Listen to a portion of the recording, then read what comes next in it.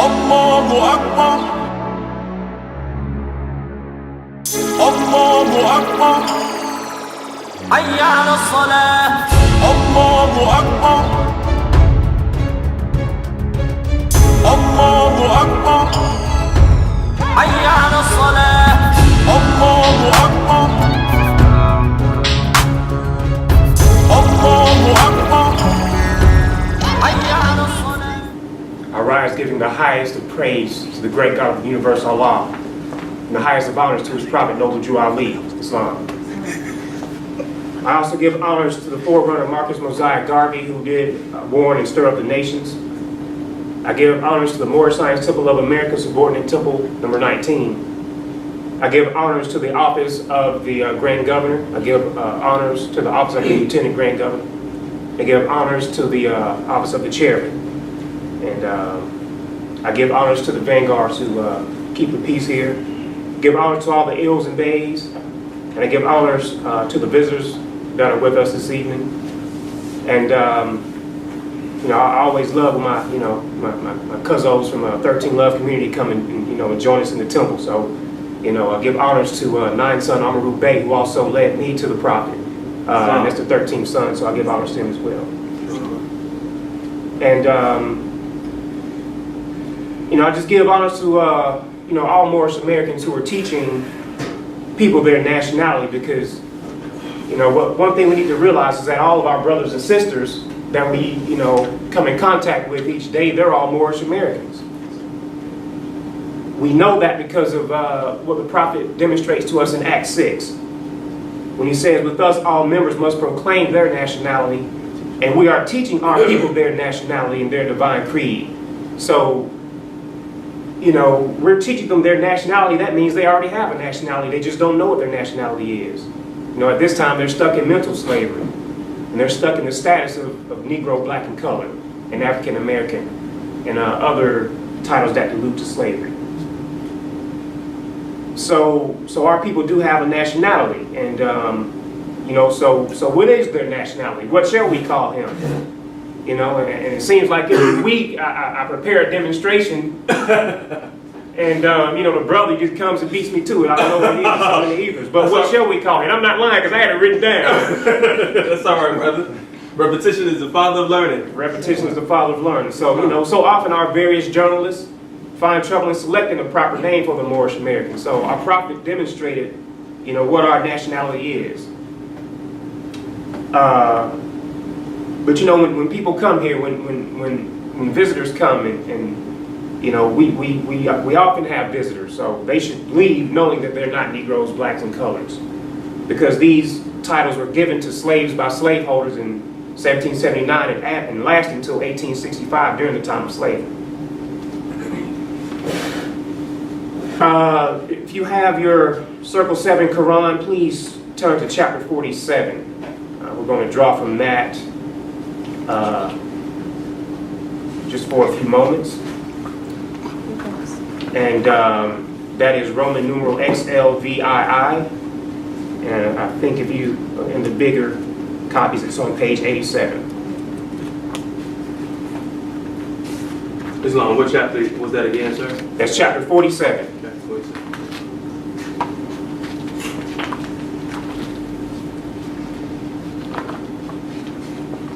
Egypt, the capital empire of the Dominion of Africa. The inhabitants of Africa are the descendants of the ancient Canaanites from the land of Canaan.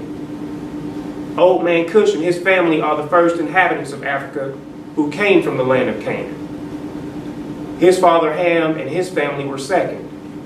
Then came the word Ethiopia, which means the demarcation line of the dominion of Amexem, the first true and divine name of Africa, the dividing of the land between the Father and the Son.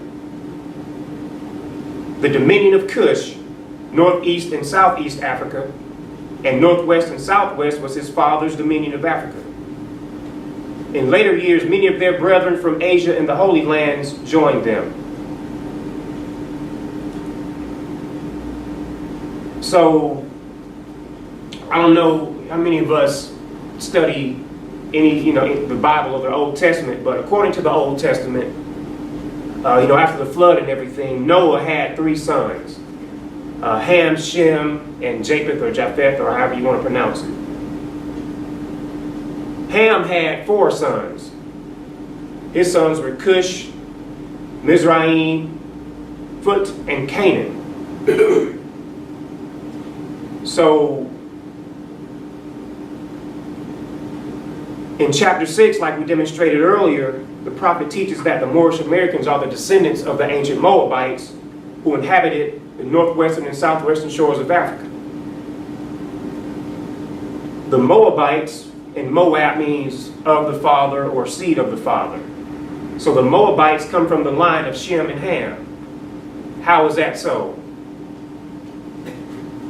First of all, Moab's father is Lot. And Lot comes from the line of Shem and is actually Abraham's nephew. We've heard of Abraham, Abraham, Isaac, and Jacob who's Israel, is the father of, the 12 tribes. So Lot comes from the line of Shem. And that also makes us Hebrews, as Lot's wife was a Canaanite. And Canaan is from the line of Ham.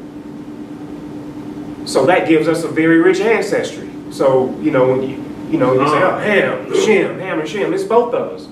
The blood of Ham and Shem both run through our veins. And the prophet that they call Jesus came from that line of Hebrews and Moabites.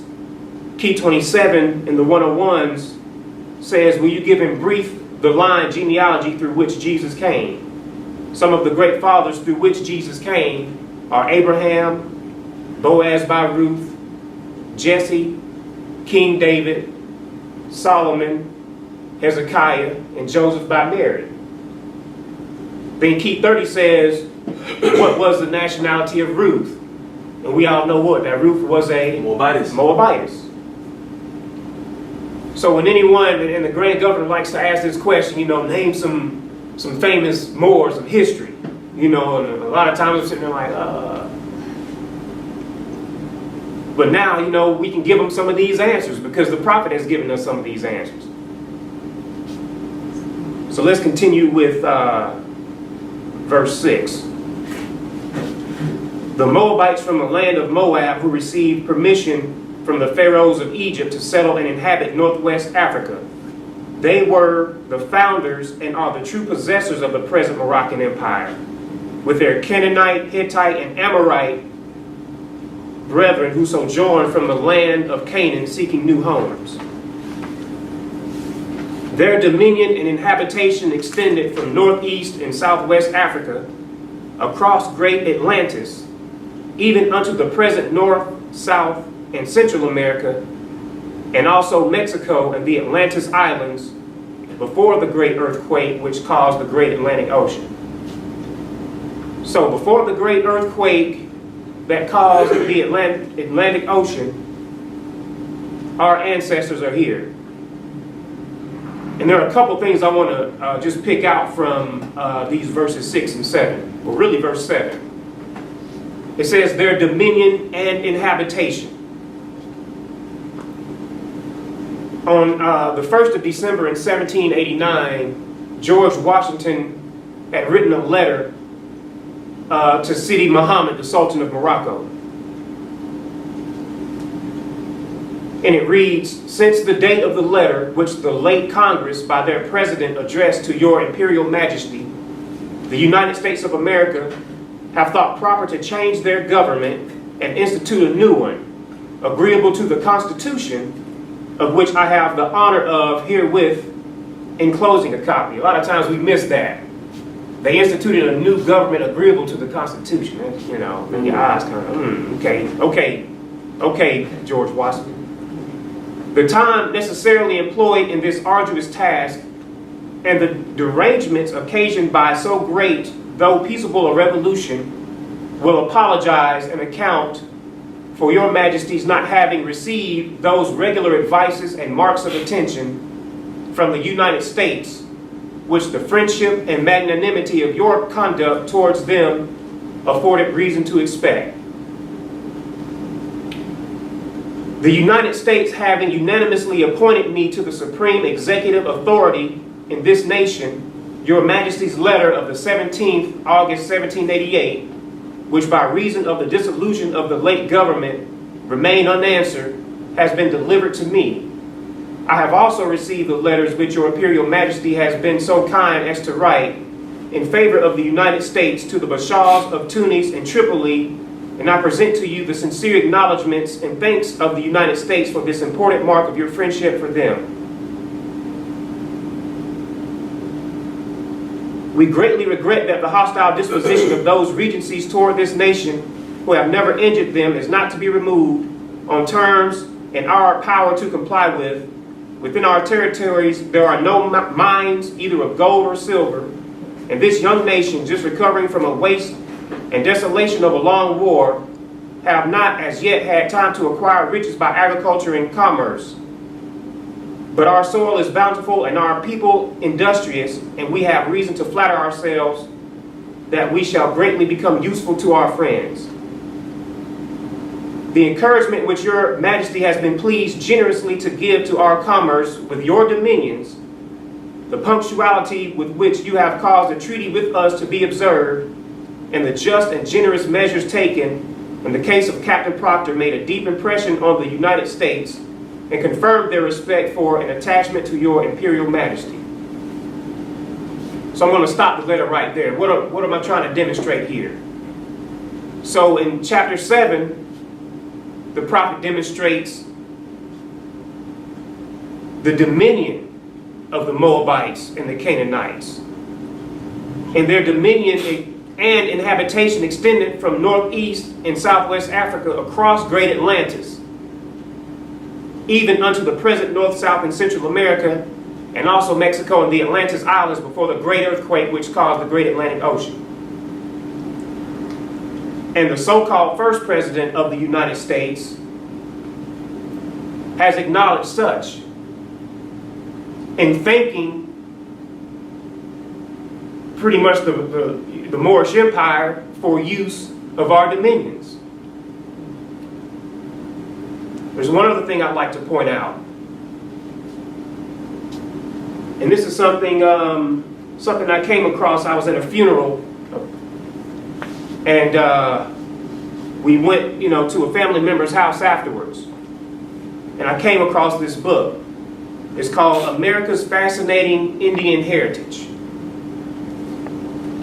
So, I saw it and I opened it immediately, and I was like, hold on, I know it's some jewels in there, because, this just didn't happen by chance. Exactly.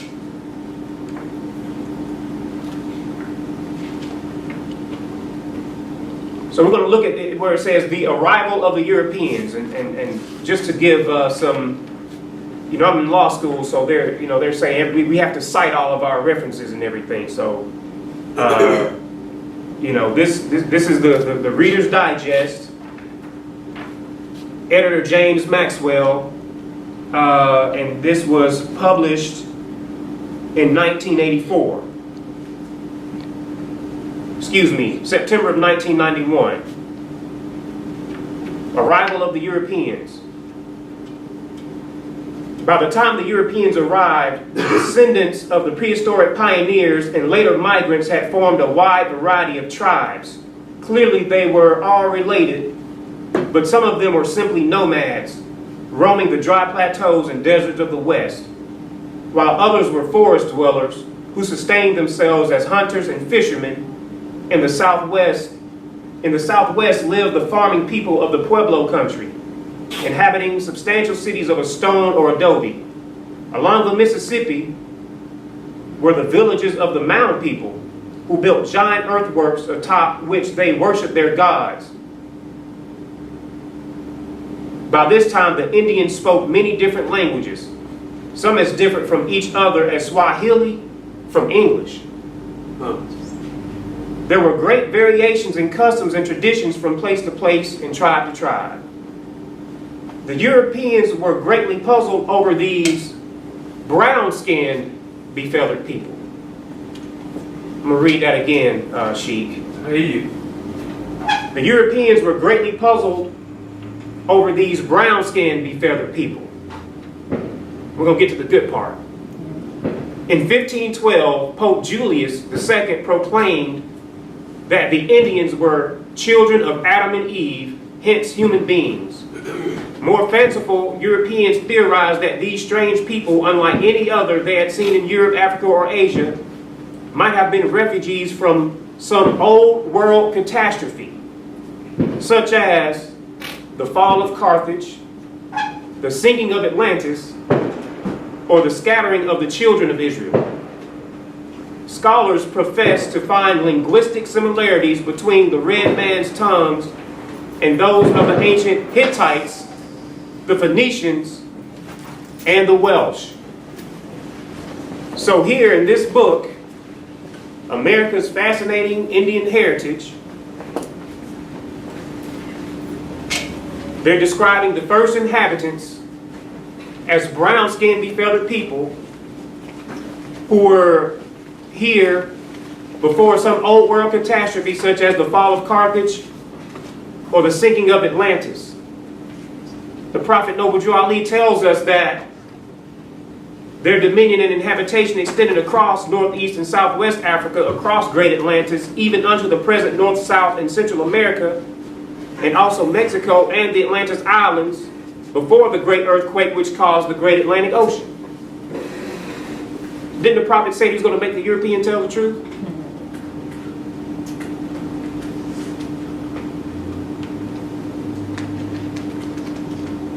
And it also says ancient Hittites. And we find in chapter 47, again in chapter 6, where it says, with their Canaanite, Hittite, and Amorite brethren. So who are the Hittites? Just to be brief, the Hittites are the ancient peoples of Asia Minor. That's right.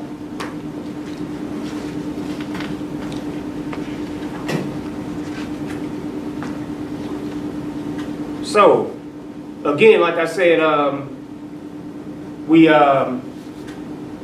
here to teach people their nationality and divine creed.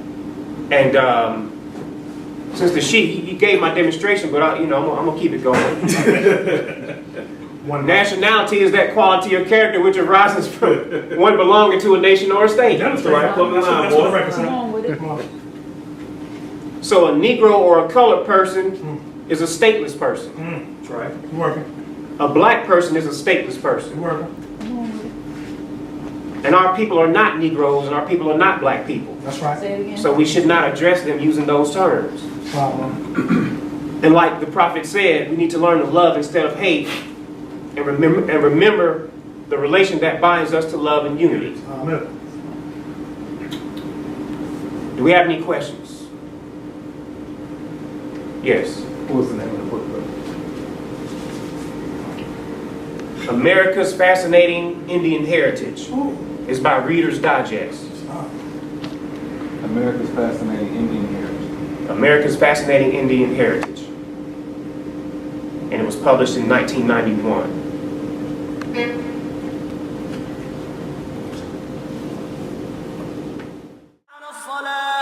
Allahu Akbar. Allahu Akbar.